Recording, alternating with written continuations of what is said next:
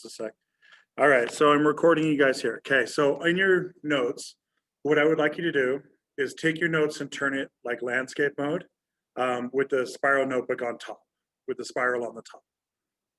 Okay, so we're going to label this the Alliance System of Europe. Alliance System of Europe.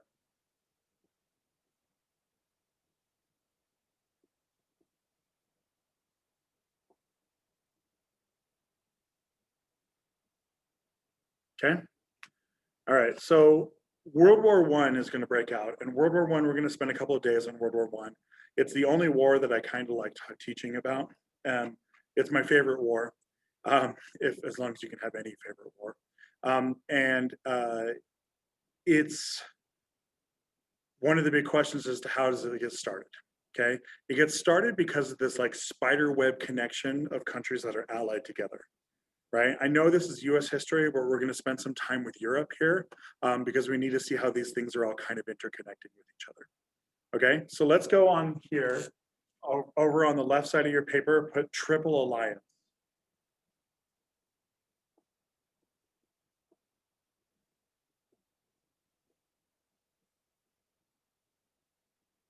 Okay, the Triple Alliance is going to be our first.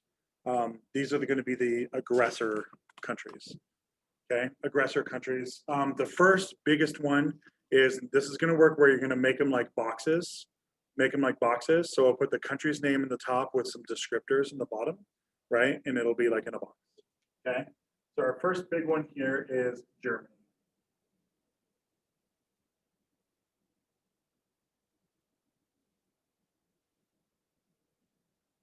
All right. So Germany is young, it's rich, and it's industrial. Young, rich, industrial. At this point in time, Germany is only about 60 years old. Okay, it's a really, really young country, very, very young country. Previous to this, Germany had existed as like people who spoke German, but it wasn't one country. It was a bunch of different countries that all kind of fought with each other, right? This is the only time that Germany is unified as one country. Okay, so it's young, it's rich, it's industrial. The next thing you need here is that its military is incredibly powerful. It has a huge army, and the army is super, super tough. Super tough army. A super tough army. Okay, Germany is home to most of the military academies. Most of the military academies, like where they teach soldiers and they teach generals and stuff like that. Germany is the place that made the first military academies, and it has the best military academies. They're really big. They're really, really tough. The German military is probably the toughest military on the planet in this time period. Okay, so they're the country to beat. They're also young. They want to prove themselves, right? They want to prove that they are worthy of being one of the great powers of the world, right? And so they're eager to fight. They're looking for a fight. Okay. Next to Germany, put Austria-Hungary.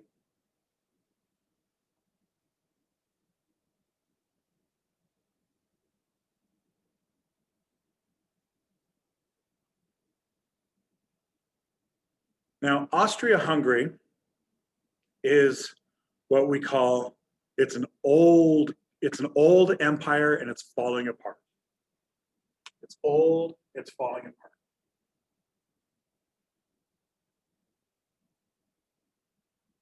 Okay. It's home to about 15 languages. The Austro-Hungarian Empire, it's about 15 languages. It's falling apart. It's old. It doesn't really know how to keep itself together. It's really important that you put 15 languages. It's also important that you put lots of rebellions. Okay, so there's lots of these groups within the Austro-Hungarian Empire that are all trying to break apart. They don't like Austria. Okay, today Austria is part of the Austro-Hungarian Empire. Today is Austria, Hungary, the Czech Republic, Slovakia, part of Poland, and then it's Serbia, Bosnia, Herzegovina, Montenegro, Albania, Kosovo, Macedonia, part of Bulgaria, part of Romania, all of Romania, Moldova, part of Ukraine, and part of Greece, right? So that's 17 countries that are all part of what is today the Austro-Hungarian Empire, right? And they all kind of don't like each other.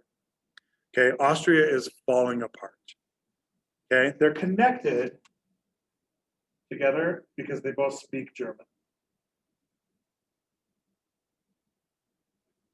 right? The Austrians, the leaders of the country, they speak German, and so they look at themselves as like friends of Germany, right? So they're linked together that way. All right, next up, I'm going to angle you down here a little bit. The next up is the Ottoman Empire.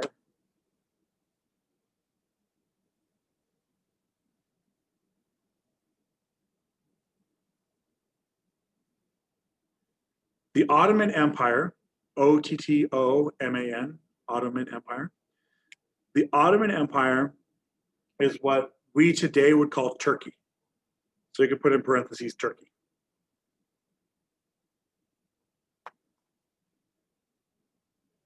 The Ottomans are called, and put this in quotes because this is an actual nickname people used to call them. The Ottomans are called the Old Man of Europe.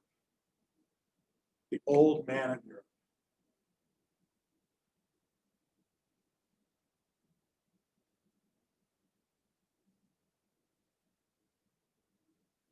The Ottomans are also, they're like the Austrians because the Ottomans are also falling apart. They have lots of open rebellions, and they are today like 15 countries as well. Okay, so the Ottomans control most of the Middle East. That's what you need to put in here. Most of the Middle East, and most of it's in rebellion. So today, it would be Turkey, Georgia, Armenia, Azerbaijan, part of Iran, all of Iraq, Saudi Arabia, Bahrain, Qatar, United Arab Emirates, Syria, Palestine, Israel, and Egypt, right? So that's 14 countries that all kind of don't like each other, right? These guys are unified because they hate Russia.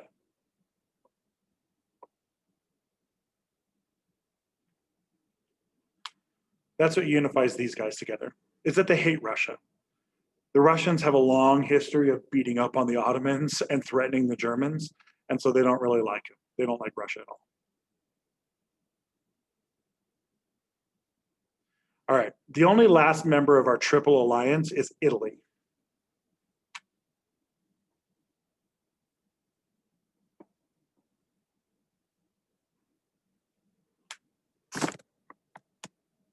All right, Italy is mostly just, they're just happy to be invited to the party, right? Italy kind of mostly sucks as a country. Beautiful people, beautiful men, beautiful women, wonderful food, lovely countryside, beautiful artwork. They suck as a government. They are like totally disorganized. They're poor. They don't know what's going on. Their army sucks. They just don't know what they're talking about most of the time. Okay. Italy, I'm putting it in the middle here because halfway through the war, Italy's going to flip sides and join the other side. Right? Italy starts to lose and they flip sides. All right, so on the other side over here, on the other side, we're going to have something called the Triple Entente.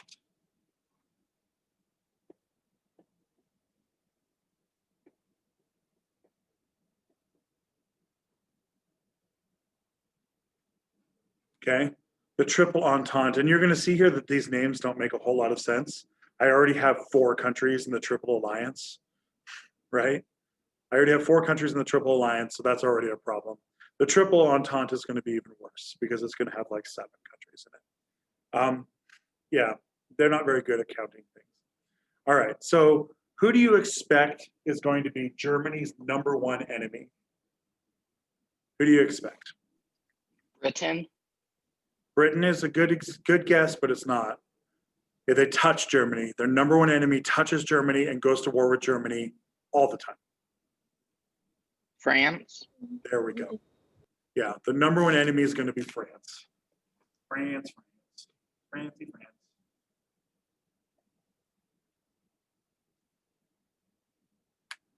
All right, so France is rich, it's industrial, it also has a tough army. Rich, industrial, tough army. And then underneath that put hates Germany.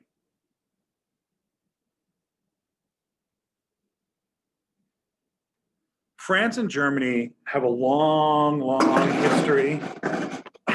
France and Germany have a long, long history. I'm going to move. I'm sliding my stand over here. France and Germany have a long, long history of hating each other. They've gone to war at this point in time. France and Germany have gone to war like 7 times in the last 100 years, right? So they go to war all the time, and they're constantly fighting over their border with each other, constantly. So the French always kind of want to fight Germany. They always kind of want to. Like, you never have to push them too hard. Okay? Now, who do you think is missing over here? Who else needs to be with France? Russia. There we go. Okay? Russia's are another big one. Big monster.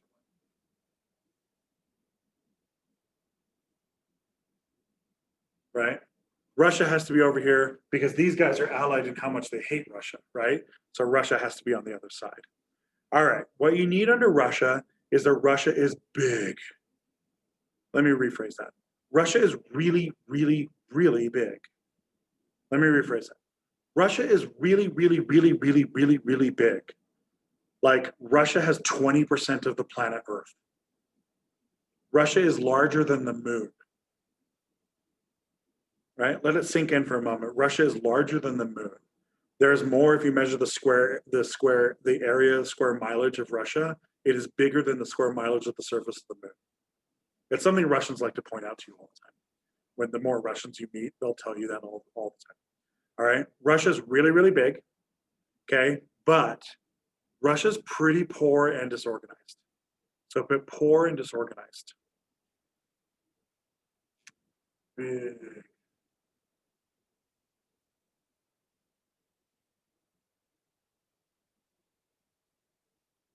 Okay? They also have a massive army. They have the largest army in the world by numbers. Okay?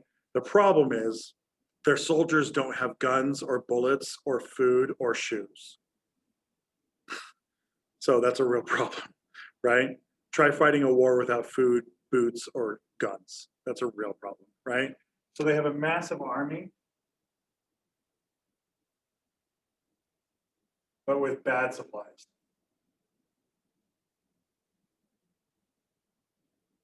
This is mostly just because Russia's really disorganized. Like, they're really disorganized. They are falling apart. Russia's falling apart. Okay. All right. Now, who are we missing? Who else needs to be on the triple entente? What's the big Britain. European power? There we go. Now the UK gets in here. Okay. Let's put UK over here.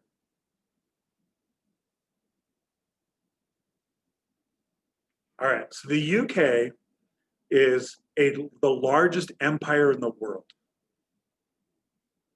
The largest empire in the world. Okay, so you put largest empire in the world. They also have, by far and away, the largest navy in the world by a really, really large margin.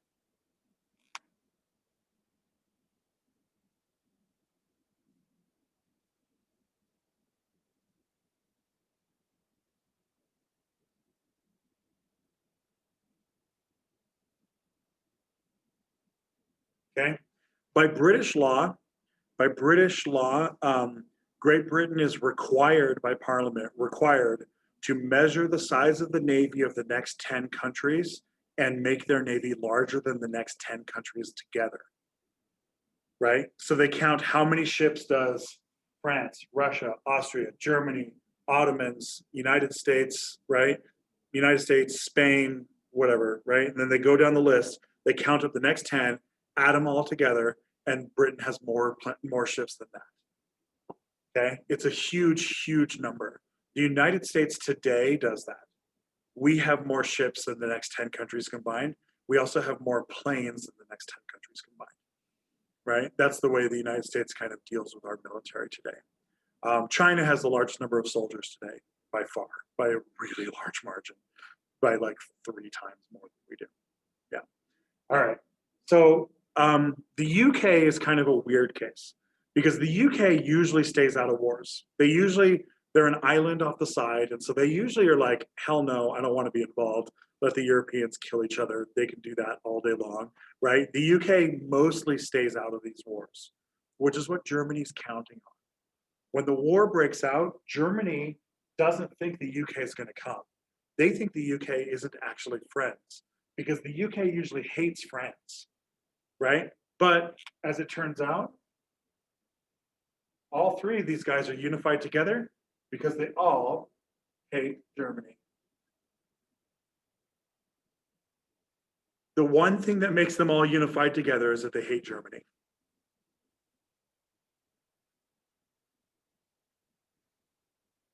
Okay. Now, here's our triple. Now we also have, right off the bat, we're going to add Japan.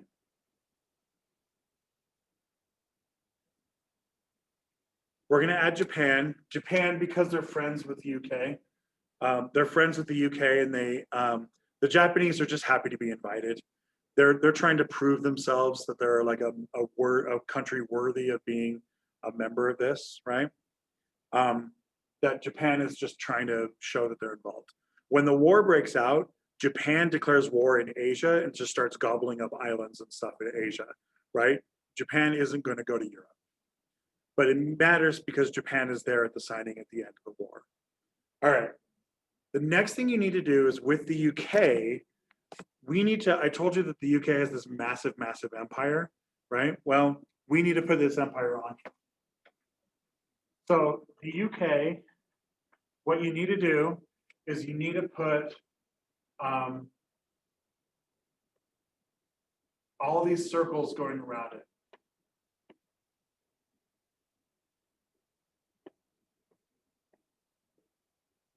Right? So all those circles going around it, and I'm going to give you the countries real quick. Do I need to put them in the chat? How many circles? Yeah, here. Should I put them in the chat, you think? Or can I just tell them to? Put them in the chat. All right, so the first up, Canada. Oop, I can't see from here. Canada. All right, I'm gonna have to stand up. I can't type from sitting down there. Canada, next. South Africa. Okay, next, Thailand. Sudan. Nigeria. Australia. New Zealand. And then the biggest one of all, monster, biggest giant country, larger than all of Europe combined, India.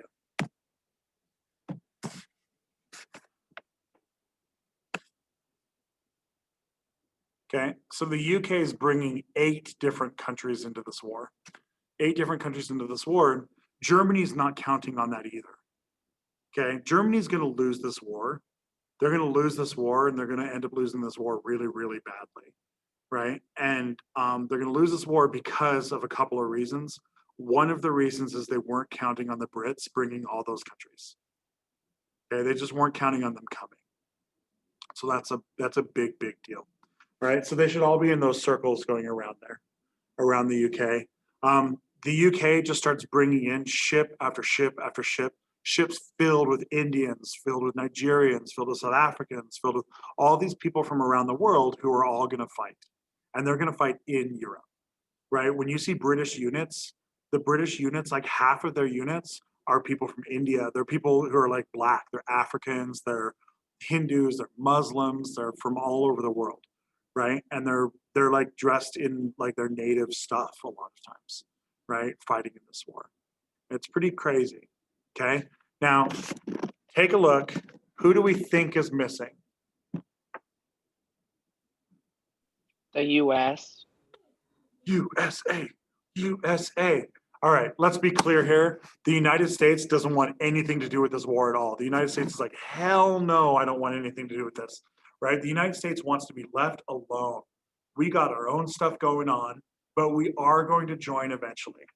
What side are we going to join? Are we going to join the alliance or the Entente? Entente. Of course. Why? They're winning. Well, we like winners, but who is our closest allies here? Of all UK, UK, the UK and who? France, Canada, France. Canada also, but Canada's not a country yet at this point. Canada is still kind of a territory, right? So the UK and France are our two closest friends, right? Our two closest friends. And so of course we're going to join in on the side of our two closest friends. So let's go ahead and put USA over here. USA, but above USA, put in eventually.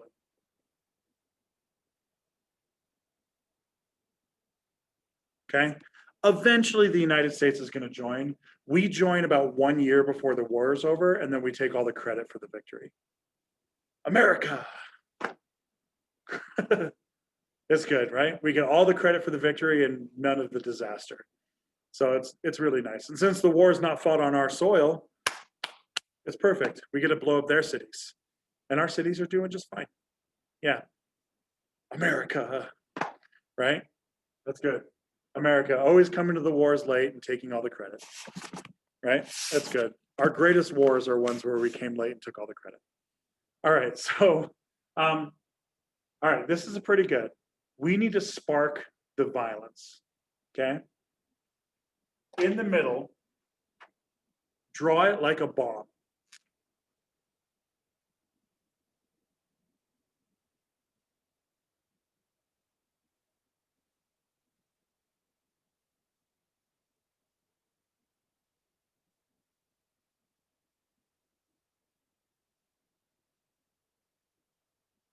You like my beautiful bomb?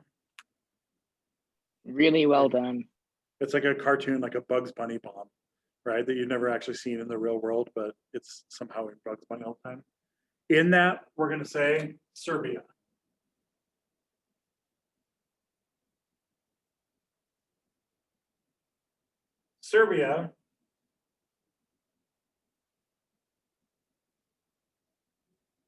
Serbia is part of the Austro-Hungarian Empire, but it's in rebellion. So make a line connecting it to Austria and then write on their rebellion. The Serbs hate the Austrians and they're trying to fight for their independence. Okay, so the Serbs are trying to get their independence. Okay, the Serbs are also culturally connected to Russia. And that's because they're both Slavic. Slavic is S-L-A-V-I-C, Slavic. Okay, Slavic is the culture group that includes Russians, Serbians, Poles, Ukrainians, Bulgarians, right? Those are all Slavic countries. They're all Eastern European countries. Their languages are all very similar together, right? And they hold like this shared cultural heritage. Russia views itself as the mother of all Slavs, right? Mother Russia. She's a mother bear and she takes care of her little cubs, right? And so Mother Bear Russia wants to protect her little cubs from the evil Germans who are taking them over, right?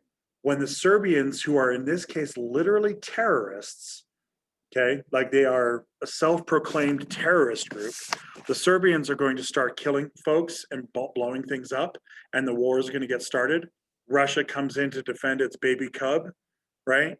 Austria declares war on Russia, Germany declares war on Russia, France declares war on Germany, England declares war on Germany, bada bing, bada boom, we're off to a war. Welcome to the World War. If you think of it like a big giant spider web, right? And the whole thing is very, very gently linked together. What happens to the spider web? If I touch the very middle of the spider web, what's going to happen to all the outer parts? It collapses. Yeah, it's going to collapse, or it's going to at least show ripples, right? If it's really small, right? I'll tap it and you'll see the ripples through the whole thing. Those ripples are going to be millions and millions of people dead. That's what those ripples are. Yeah, this is going to be the largest war the world has ever seen up until this point, up until World War II. World War II is going to beat it, but World War I is so big and so nasty and so bloody and so terrible that the entire world is going to believe they're going to be shocked by it. Okay. And it's all coming down to this crazy network of countries who are linked up to each other. Okay. All right. I think that's a good place to stop. My 12th graders are in the waiting room. So it's a good place to stop. I just want you to know Monday is the last day for late work for any work, any assignments at all. Monday is the last day. And get it in this week. On Monday at 11:59 p.m., all of my assignments are going to lock, so you can't access them anymore. And then I will start opening up Q2 assignments, so you can start doing that. Okay. These notes are going to go on Q2. We're learning them during Q1, but because of the way that the schedule works, you guys aren't going to have a chance to turn it in before the quarter's over. So we'll put it on Q1. It'll just be your first grade of Q1 or Q2. I'm sorry. It'll be the first grade of Q2. Cool. Fernanda, I know you're already over 100, so nicely done. Good job. And Sam, you're pretty close. You're close. You're only like just 1 or 2 little assignments away. So, so I would just knock those out over the next couple of days, right? You got to get an A, Sam. You can't be showing up to my class every day and not get an A. Okay. All right. Do we have any questions, you guys? Are we good? All right. We'll start the bloody, nasty, terrible, nightmarish war next class period. Next week. I hope you guys have a good fall break, okay? All right. That's your warning. I'm letting the 12th graders in. See ya.